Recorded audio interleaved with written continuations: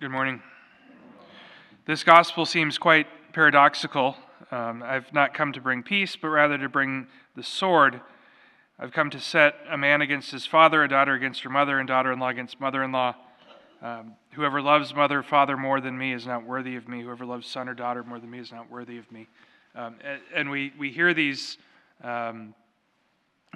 sayings, and we think, gosh, that just sounds rather divisive, right?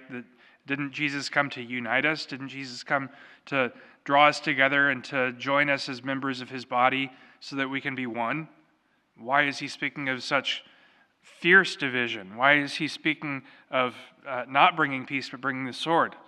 I think today's saint can help us to understand that a little bit. Saint Kateri, Tekakwitha, Native American from the Mohawk tribe, who converted to Christianity, which you'd have to think that in the early days of this country, of the missionaries going out proclaiming the gospel, converting to Christianity wasn't really a very favorable thing to do among the natives.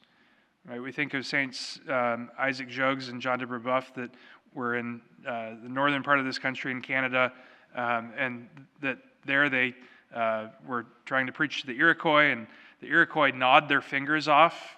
Just a savage thing to do, made it so that they couldn't say Mass.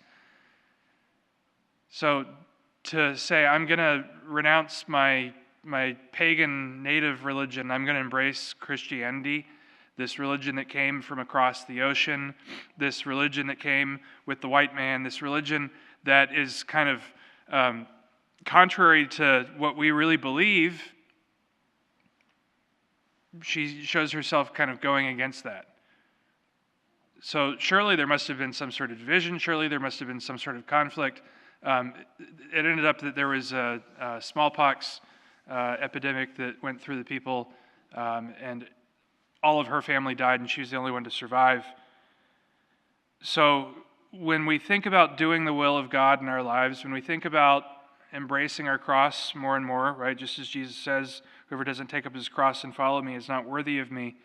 When we think of all that, we have to say, what am I willing to lose here in this life? What am I willing to let go of in this life? What am I willing to take on that is going to be difficult in this life? How will that affect my relationships? How will that affect the way that others see me? How will that affect the way that I love others?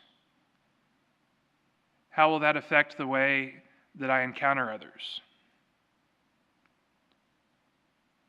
Whoever loves father or mother more than me is not worthy of me. Whoever loves son or daughter more than me is not worthy of me.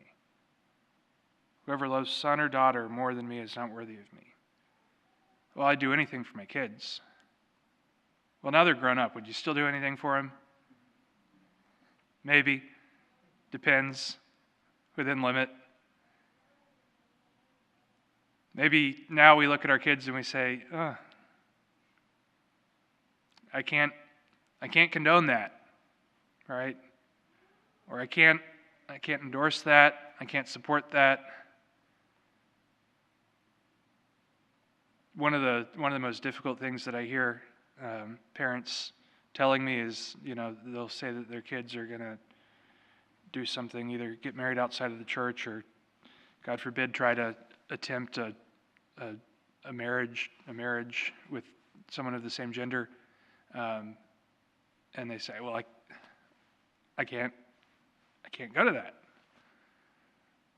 And then they say, now my kids won't talk to me. And then they say, well, maybe I should have gone. Would that have been the more loving thing to do, is to actually go?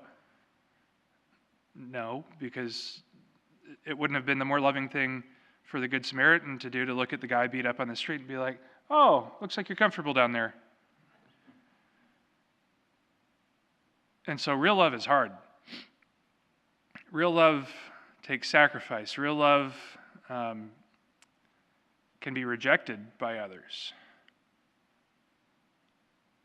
We try to open up our heart, and we try to say, I'm going to love you like Christ loves you. I'm going to love you in a sacrificial way.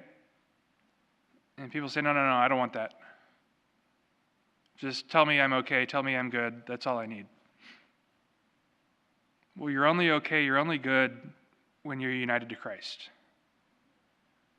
when you do something to separate yourself from Christ, when you do something that's contrary to Christ, you're not good, you're not okay. And you need to hear that in a loving, charitable, gentle way. But you need to recognize that Christ wants more from you. And that more from you may come with consequences here in this world. But the consequences will be way overshadowed by the benefits of being united to Christ, of being united to his body in the next world. And so this day, let us pray through the intercession of St. Kateri that we may have the strength and the courage to call others to follow Christ, and that we may not be fearful of the worldly consequences, but we may be hopeful of the life of beatitude that is to come in heaven.